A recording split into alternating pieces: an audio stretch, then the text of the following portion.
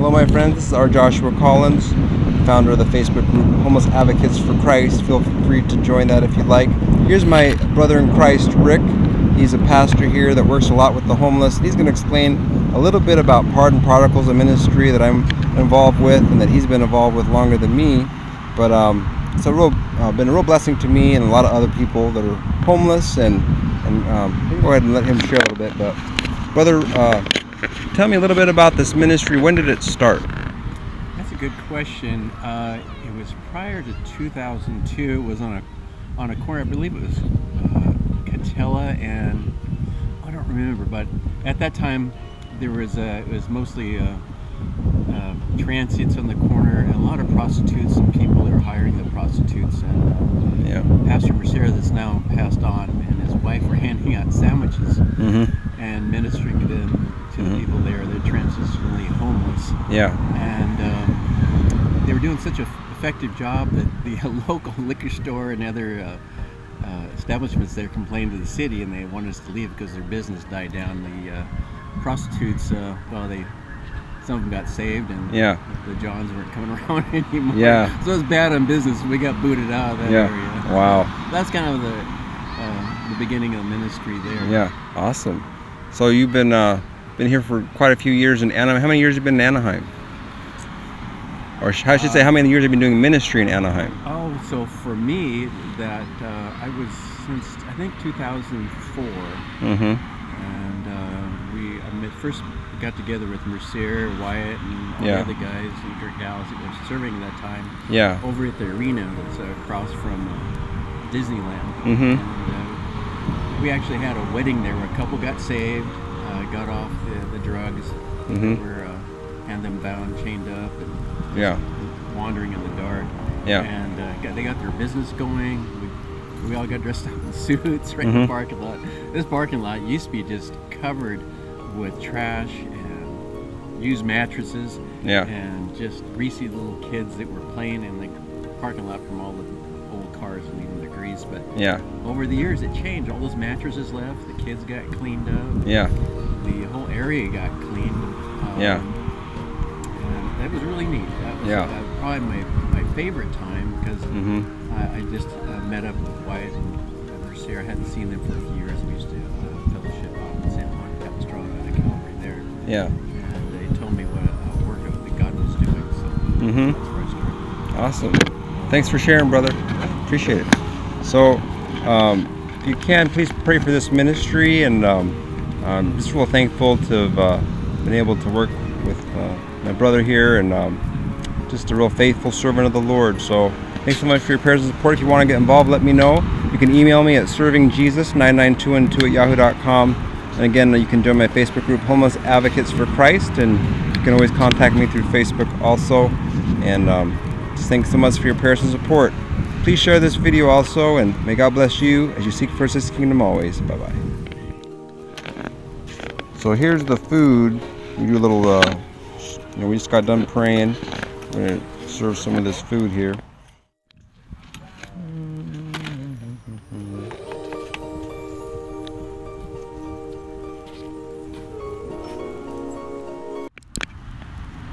Alright, so today we're going to start with Isaiah chapter 53. And how many people here have ever dealt with rejection? That's right. Amen.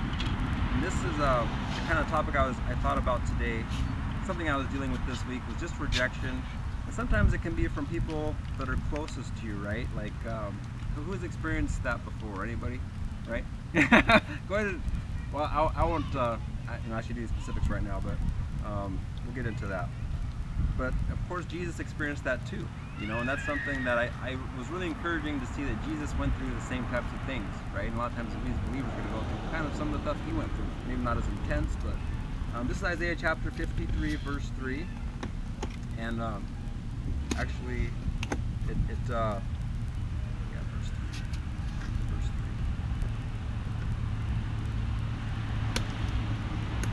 3. Okay, great. So this is King James Version. He is despised and rejected of men, a man of sorrows, acquainted with grief, and we hid, as it were, our faces from him. He was despised, and we esteemed him not. Surely he hath borne our griefs and carried our sorrows, yet we did esteem him stricken, smitten of God, and afflicted. So that's talking, of course, about Jesus. And it tells us he was despised and rejected of men, and a man of sorrows, and acquainted with grief.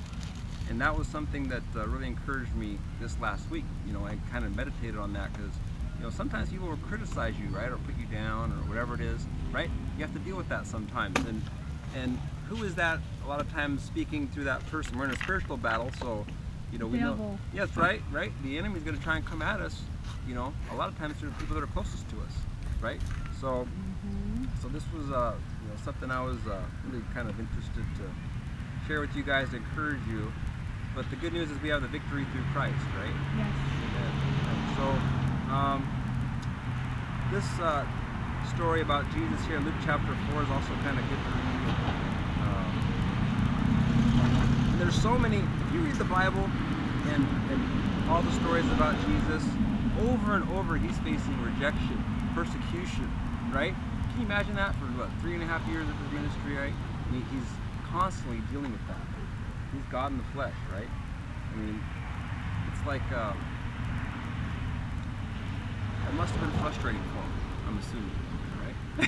he knows that, you know, he's the only hope, and he wants people saved, and so many rejected him. But Luke chapter 4, let me take a look at that, and verse 16.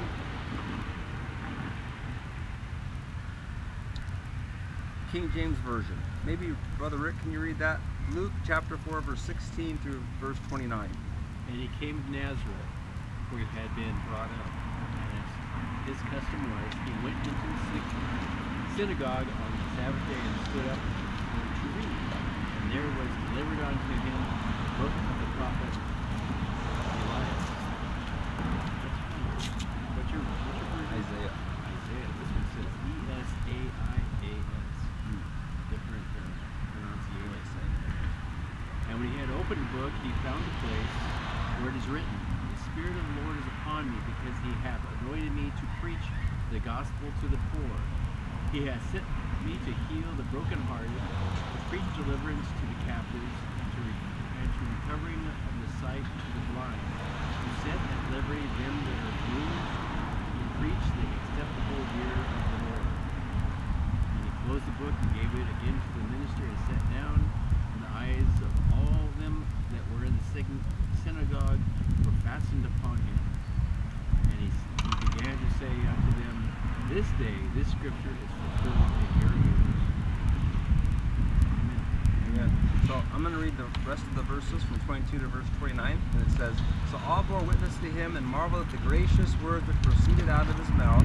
And they said, Is this not Joseph's son? And he said to them, You will surely say this proverb to me, Physician, heal yourself.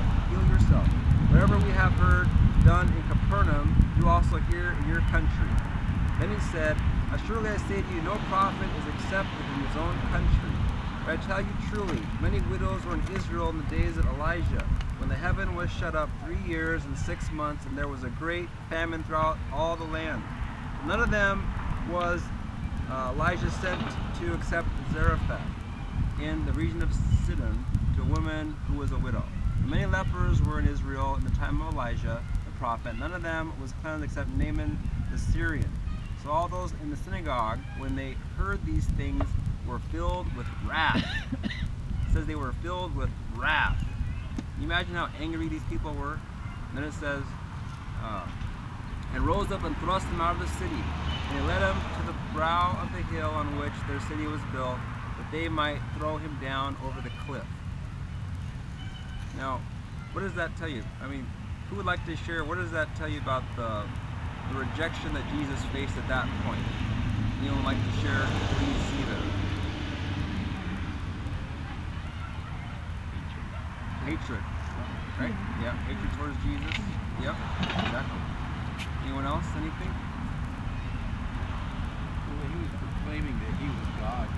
Yeah. That he was equal to God the Father. They saw that as blasphemy. Yeah. And they wanted to stone him to death or throw him off the cliff to Yeah. get rid of him. They thought they had the right to do it. Yeah. Right. So have ever experienced someone's hatred before? Does anyone like to share? You don't have to use names or be specific about certain people, but maybe just you can explain the situation a little bit about maybe what happened. If anyone like that, you like the situation is, I'm not even good. Yeah. I asked somebody about getting some money and they couldn't do it, and he blew up and he took it out on me. Yeah. Yeah, sometimes, you know, you might be asked something from somebody in a nice way, and they get, for whatever reason, they're riled up and angry, or there's a lot of ways that someone can get angry at you, reasons that someone will get mad at you. Yeah, I think hate comes in many shapes and forms. Right? Yeah. Exactly. Yeah. Even your children. That's right. Yeah. Your children, your spouse, maybe. You know, it's something we all have to deal with, and it's kind of a form of being sometimes despised, rejected, right? And that's why those divorces happen too, right? Not only just adultery, but you know, a lot of different other reasons too. But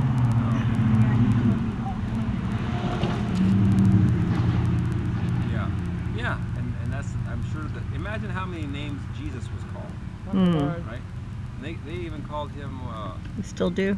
Yeah, they still do, right? Exactly. You hear some of the stuff some of you see my street preaching videos, some of the awful things they say, but you know, yeah, it's very sad. So I'm gonna go into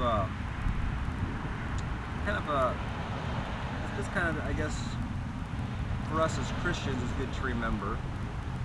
Matthew chapter 24 talks a little bit about the last days and kind of some of what we should expect as believers. Matthew 24, verse 7. And it says here, "For nation will rise against nation, and kingdom against kingdom, and there will be famines, pestilences, and earthquakes in various places. All these are the beginning of sorrows. Then they will deliver you up to tribulation and kill you, and you will be hated by all nations for my name's sake.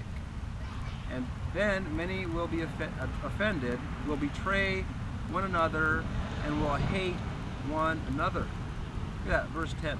"Many will be offended and will betray one another and will hate one another." And this is something that, let me ask you guys this question. Can this happen inside the church also? Yes. Absolutely, right? Yeah. Can churches sometimes be a little cliquish? Oh yeah. Yeah, right? There's jealousy, there's all kinds of emotion running through it, yeah. Yeah, especially if you're someone that's in leadership. You think that people in leadership come under attack a little more sometimes? Yeah. No, absolutely. Yeah, right? Yeah. It's like there's always the enemy trying to bring you down. As soon as you step out to be, you know, a voice for the Lord or to do His work, we should, I guess, expect that, right? And look what happened when Jesus stepped out. What happened to him, right? An attack from every side. So,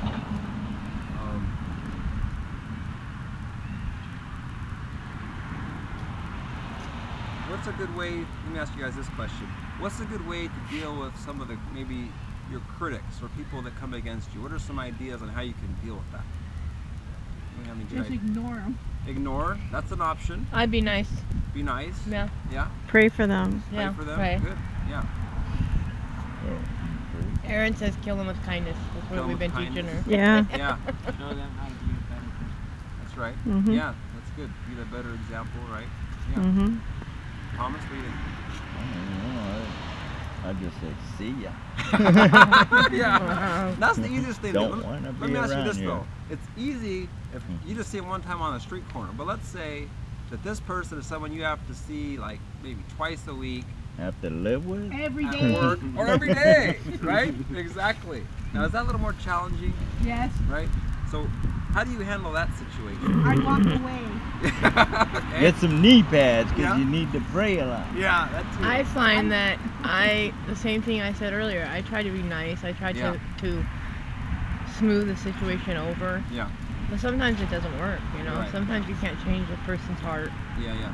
Now, And they still stay the same way they are. that's true. But it doesn't mean I have to be the same way they are or Yeah. stoop to their level, you know. And Sure. I just feel like I just need to keep being kind. Yeah. I tell Erin, I kill him with kindness all the time. That's what I've been telling her since she was little. That's right. And just try to always be nice to people, because they're not always going to be nice to you. That's right. That's right. Amen. I don't know. The thing about praying for them is whether or not it changes them, it changes you. Yeah. And like, you know, if somebody is messing with me and I pray for them, it takes the sting out of it for me. Their words don't hurt me as much, and you know, I don't feel as bitter and angry and stuff inside, because the bitterness hurts you more than it hurts them. Yeah. You're right. Yeah, right now I'm feeling a lot of bitterness. Yeah. I'm cooling off. Yeah, that's good. Because I'm emotional. Yeah. Because if I was with him right now, I would have to take a long walk. Yeah. And there's something about putting two people together, especially within a marriage. It's kind of like putting two porcupines together sometimes, and someone is bound to get pricked, right? It's something that, because we have sin in our hearts sometimes, right? And sometimes it comes out, it manifests, and the other person gets hurt. So it can be hard to work through that. Well, marriage is hard, period. Yeah. Exactly. It is work. Yeah. And it's the same in church relationships, right?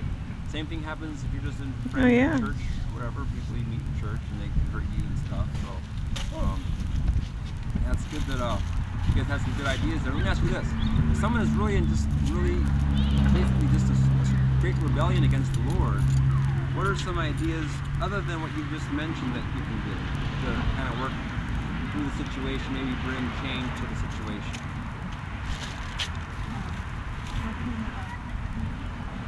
Good. Talk to them about Jesus.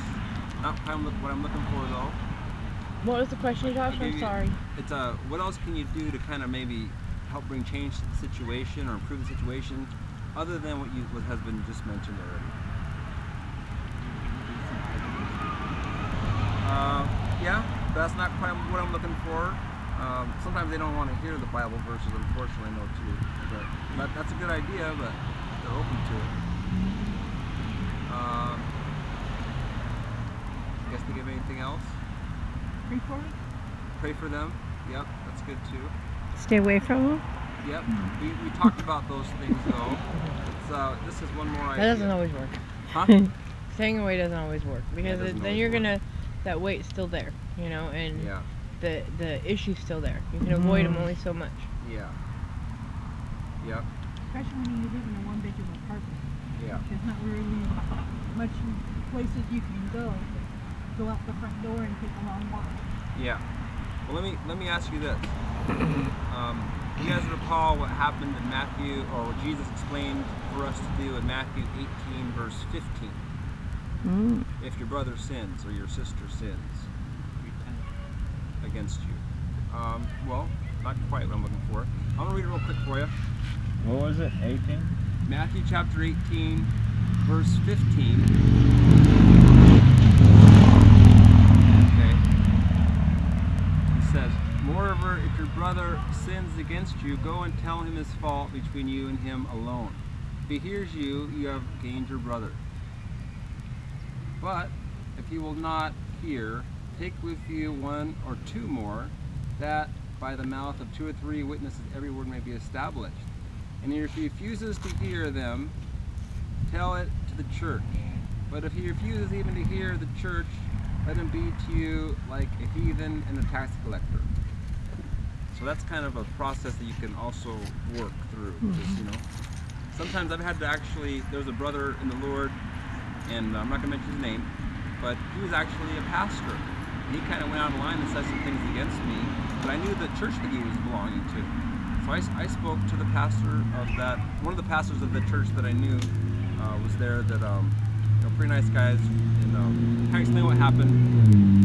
He talked with them and basically remedied the situation, because he brought correction, you know, because this guy wouldn't listen to me because I'm not in his church, I'm not above him and authority-wise or whatever, but he would listen to someone at his church, you know, so that was kind of neat to see that it worked, you know. So that's an option for you, you know, or just take another brother or sister.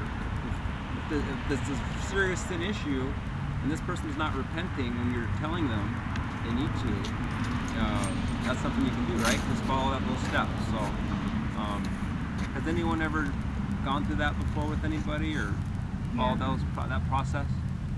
Yeah. Well, David gets mad at me. when he pulls off, he comes back and he says, I shouldn't have done that. He's pinning a pin to me that he was at the wrong. Yeah. Yeah. So that way you don't have to get another person. That's nice when that happens, right? That's great. And that's ultimately what we want, of course, that makes it easy for us if that works like that. Of course, that doesn't happen. But, what are some other ways, I guess you can deal with this type of stuff? Oh, thanks, brother. What are some other ways you can deal with some of this stuff? When you're dealing with a lot of criticism, you know, I was dealing with a lot of criticism recently over some things. What are some other ideas you can use to help you through, or that you've used before to help you when maybe you're facing a lot of criticism? Sometimes it isn't necessarily truth that's being spoken. What are some ways to encourage yourself in the Lord when that happens? Pray. Pray? Read. Good. Read. Good. Yep. That's good. Ask God to show you if any of it's worthwhile, because sometimes things that are said about you in criticism, there can be part truth. So if you ask God to show you what part of it is your responsibility. You mean like accepting constructive criticism possibly? Yeah, kind of. And sometimes like 90% of it's bad, but there might be 10% that's good. Yeah. So you want to look into what they're saying. And Yeah. You want to take it in. Absolutely. Yeah. Exactly. It shouldn't hurt you. Yeah. That shouldn't be a problem. Yeah. There's nothing to choose for it when you guys discuss. Sure. Yeah. Do you think that when you run into spiteful people like that, you should take time to try to change them, or is it ignoring them better? Because I don't find ignoring them works, but for me, this is what's worked really good for me. I'm the type of person that if someone is saying something to me that I know isn't true, or maybe they're telling lies about me or something like that, I go to that person and tell them, you know, this isn't right and this isn't true, and kind of explain, you know, you need to turn from that, you know, and just be straight up with people. And a lot of times I've seen it work where this person will actively around me, you know, change their attitude, their whole countenance changes. Where once they were very prideful around me and kind of would be saying kind of mean stuff a lot, but after, you know, I talk with them and confronted them about it, they don't do that anymore. They know that I'll go back and I'll confront them again if I have to. Right. And if you're like that with people, it's amazing how that sometimes will help. it does sometimes. But Sometimes, yeah, not always. But you know, people that are totally non-believers and worldly, a lot of times they just blow up and freak out. You're kind of like pearls before your swine, you know, wasting your time sometimes. I know a couple believers that still don't see when they like, Yeah. oh, I don't know how to put it. I don't know the words for it, but they don't hear, like I was saying, the constructive criticism. Like if I try to point out something to them, no way will they listen. Yeah. But they don't have any problem pointing out something to me. Yeah. And it's very difficult to try to change someone that's already set in their ways like that. Yeah. Even though, you know, they're supposed to believe in the same thing I do. Yeah. They don't accept that they're wrong. It's very hard when it's somebody like that. Yeah. And yeah. Sometimes it's like, do I let it go? Yeah. Or do I keep trying to say, you know, you're wrong? Yeah. I don't know. It's very hard. Yeah. I'm going through a hard time right now. Yeah. I think it depends on how much it's affecting you, and I mean, if you've already told them, and also if it's like something they really need to repent of, then I would get someone else with me to talk about. You know? But if it's more like something that, you know, you can agree to disagree on, you don't have to keep, you know, beating a dead horse, and you can let it go, right? Just kind of move on from that. So it depends on how serious of an issue it is, I guess. Well, it's like the What's same serious? the push, you like to push but not get pushed, right? Yeah. So the bully's gonna come and bully. Yeah. But then when he gets bullied, he's not gonna like it. That's right. And that's a good word, bully. A lot of Oh, I see bullies in bully the is a church. perfect word for some people. Yeah. Yeah, that's a perfect Yeah, word. but they don't see it. Okay, if you know the bully's gonna bully you, and you confront him. He won't do it again. That's well, not necessarily it's true. Not necessarily true. Yeah. It could get worse. Yeah. Yeah, it really depends on Or who they're it is. shocked And you're then- sticking up for and then, yourself. Like you said, if I bring a second person, Yeah. then he brings the second person. Well, will they feel threatened or will they feel ganged up? That can happen too. I You got two gangs, right? You got a rumble. Then it's exploded. The Calvary and the Baptist. Negative way of, because it just escalated more, you know. Yeah. But I guess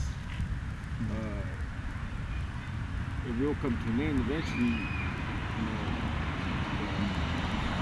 I would like to see. I would like to think some people resolve it things. depends on how much you Okay, gotta, Jeannie. how many punches you gotta throw before it sinks in. You know what I mean? Yeah. On either side. Yeah. Yeah, and sometimes it can be a long battle. It might take years for someone to change. Yeah. And you got to keep dealing with the same issue over and over. Now, the person recently I've been dealing with, it's been a couple of years now, but I'm seeing change. I'm seeing, you know, when I'm consistently just doing the right thing, and whenever issues pop up, telling the person about it. You know, I didn't appreciate this, or you know, you don't cuss them out, right? But maybe tell them as biblically as possible, you know, in a biblical Christian way, you know. And a lot of times it takes a while though I've seen change. You got to be consistent. You got to stick at it. It might take years, and then some people might not change. That's unfortunate. I think when you directly in love confront somebody about an issue, I see God working in that. I've seen it in my own life. So, and it's hard to do sometimes. A lot of times we don't want to confront certain people or whatever, right? For whatever reason, or we don't like. We just want to ignore it and hopefully it goes away. A lot of times, if you don't expose it, Ephesians 5:11 says, "Expose the works of darkness." Tells us. Ephesians 5:11. Can someone read that? Ephesians 5:11. I'll find it. You have that? I know because when me and David argued, I walked away. And I look at it and I go, what he said. And he feels terrible about what he said. Well, that's a good sign. His conscience is seared that he actually. King James Version? Yeah, that'd be great. And have no fellowship with the unfruitful works of darkness, but rather expose them. There you go. Right on. Yep. So that's what God tells us to do.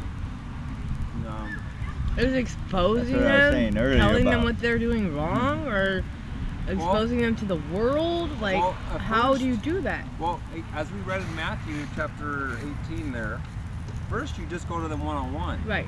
But then you got to, if they don't listen, then you got to take 2-on-2. one more brother. 2-on-1. Or 3-on-1, you got 2 or 3-on-1. And then so in a sense you got to expose a little more. And they don't listen to those people, then it says take it to the church. So then you're exposing it to a whole lot more people. Right? So it's a progressive exposure, you could say. You know, if people just keep ignoring it, then eventually. But then that'll be more, the person being ganged up on. That's how I would think they'd feel. You know what I mean? Like I was saying earlier, like say you bring a second person to back you up, and then the one pushing will feel ganged up on and get more aggressive. Well, they might, but they might not. They might repent too. So, but the bottom line is. Okay. That's. We come in with intent for them to repent. It might get worse. But then when it gets worse, when it gets like, say for me, like if I come and confront you, and you still won't listen, it's so easy to fall into that negative. Sure. And then you say stuff out of spite in return. Like say you keep stabbing at me. And instead of defending myself, I have to step back somehow. Eventually it may escalate. And it just gets. Well, the thing is though, this is what Jesus told us to handle it. So regardless of what the other person does, that's what Jesus says to do. That's exactly how he said to handle it. And look at the first part, he says, and have no fellowship. Yeah, that's right. Yeah, and if they keep rebelling against the truth, then that's what it says. You got to separate from them. There's multiple verses. Turn your head around and. There's a little bit of insight that needs to be taken though. Like the example you're talking about, you might wisdom might call out, find out somebody that the person that you're something problem with that he respects. Yeah. Brother, yeah, that's what I mean. So it's not so confrontational, you know. And then as far as, because this has happened to us, so you're saying do it gently? Well, the other person respects better than the confrontation, so it's not enemies. It's actually a family. It's like we're in a church body. We're in a church body. Is between a stranger compared to someone you know. Yeah. If it was a stranger, you'd be easily okay. If you're not gonna listen to me when I come to fix it, then okay, you can easily walk away and erase it from your life. But when it's somebody more intimate, it's harder to just say, you know what, I'm not gonna deal with it no more, or separate yourself from it. It's harder. Well, that's when you go get help. I think that's what you're saying. Somebody that they'll look up to or respect, like a pastor, an elder. You go say, hey, can you help me talk to this guy because he's not listening. Yeah, that's what I did. And like I told you about my then you example. explain the situation, and then he'll just say, sure, let's go talk to him. Yeah. Instead of taking it, and you know, it says to take it before the church, but from everybody I talked about this, you take it to the elders or the church pastor.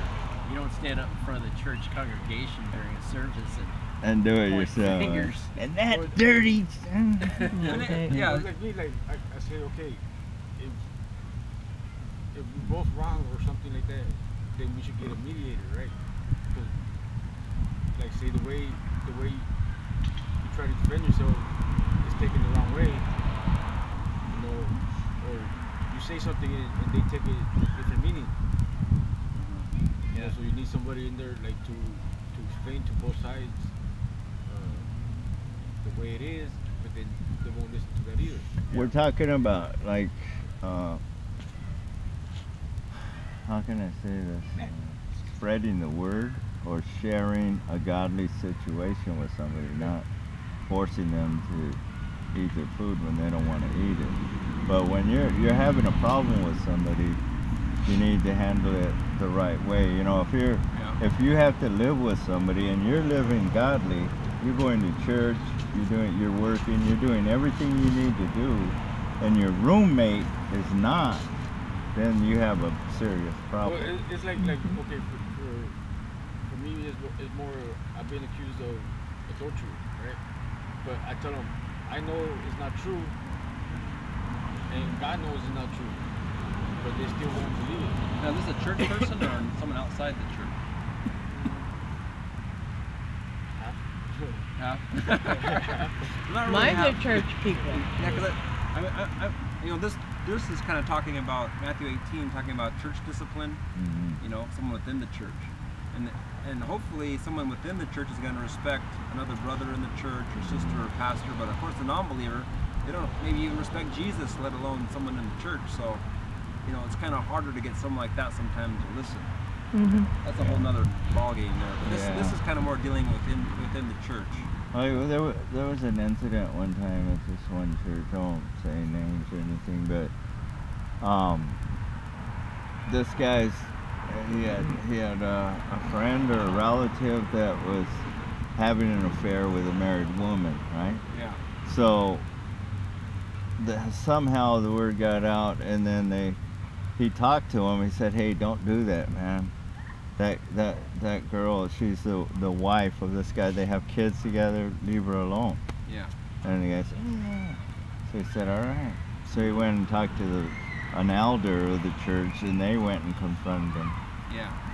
And he said, "Man, I'm not gonna do what you guys tell me, you know, something." Yeah.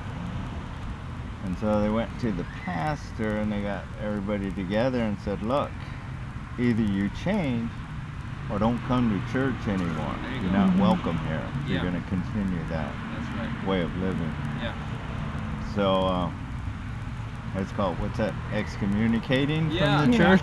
We had to do that's that biblical. That's exactly what this verse talks about. That's how it should be done. Something like that. That's a great example. But on our level,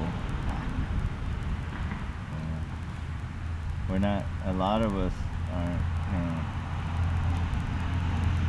Like dealing with the congregation here, the homeless and all that, they're not. They'll pray, and I like that. Yeah, a lot of them aren't really church or something. So yeah, it's a harder ball game with that. So when you see them doing something wrong, they come in here all drunk and all that. Or cussing while the guy's preaching. Then, you know, somebody can go talk to them. Hey, we don't do that, man. And before you know it, we got Valentine over there. Felipe. And he says, okay, I believe you. Yeah. And thankfully, most of them have been pretty good for the most part here. Yeah. Been very quiet. Yeah. They're usually pretty respectful and everything. So even though some of them might not be really, into the Lord yet, at least they're getting there. We're hoping, right? They're getting fed the seed. It's a good word. Yeah, and that's the goal, reconciliation. That's the whole purpose of it. Wyatt has actually tried to get my mom and my brother to talk for a couple of years now, and they're finally talking. Wow. He wrote my mom some verses and pretty much a really nice letter to read to him, and it took a couple of years, but they're talking now and they're actually seeing each other. She hadn't met her own grandchildren in 2 years. Wow.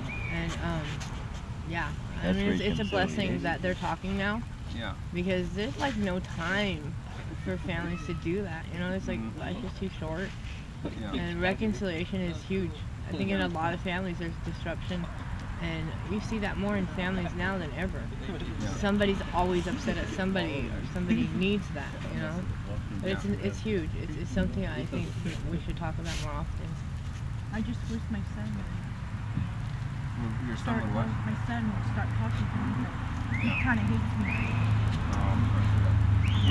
We're going to go into a time of prayer right now, so we'll pray for reconciliation for that, any other prayer requests. So thanks for all your good comments. Can I get some prayer, just an open prayer sign for my family, my husband, for us to find a place to live? Yeah. I'm going to write down all the prayer requests. So,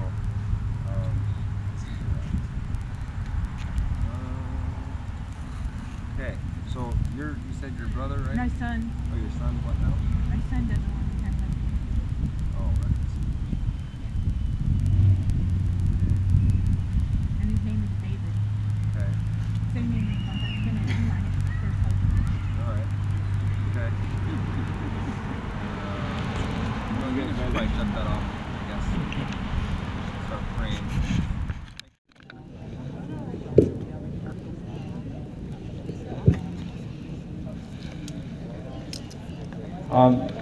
This is a song I wrote. I've been over 10 years on the streets with the homeless as part of my missionary work, you could say, for the Lord. So, I know firsthand knowledge what it's like to be homeless and to experience the police harassment, police arrests, jail, all that. So this song is dear to my heart. The homeless are dear to my heart. I'm in a church now as a worship leader and have somewhere to go now, but for years that wasn't so, and but God opened that door for me recently. So I thank God for that, but still I'm always thinking about the homeless and trying to defend their rights and be there for them. So anyways, this song is about two homeless people that I'm sure some of you can relate to, and I'll go ahead and start the song. It's called Jesus Holds Me. It's also on YouTube. Thank you. Oh, also, if you want, you can join my Facebook group, Homeless Advocates for Christ. And I also have a YouTube channel. It's just R.Joshua Collins. Okay, so we'll go ahead and start this song.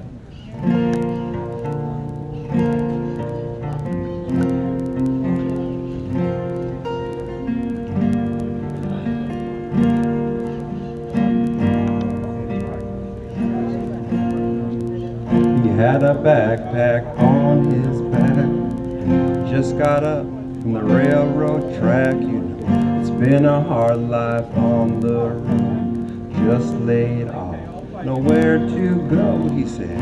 I don't have the American dream, no fancy cars, but Jesus holds me, and I know what lies ahead of me, 'cause heaven knows I love the Lord.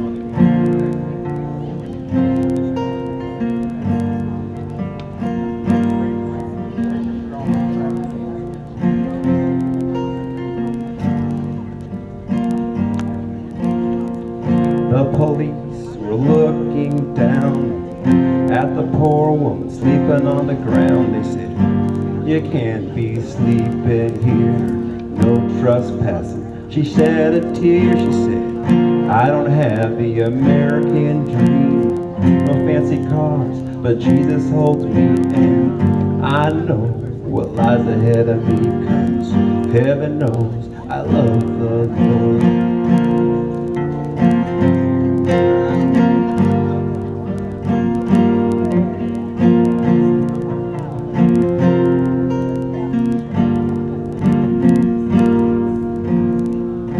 The poor ones finally died, both caught up to Abraham's side.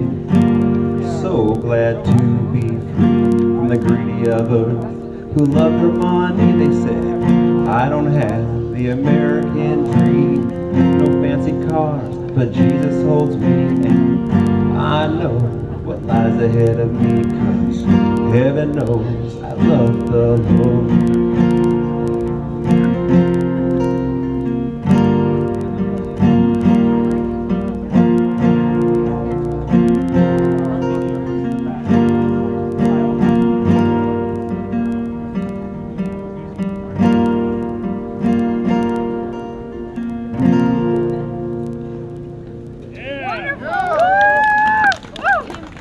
Thank you, Joshua. My pleasure. Love you too. Okay, quickly. Okay, folks, one more time. This is the 10-year plan for ending homelessness in Orange County. It's adopted over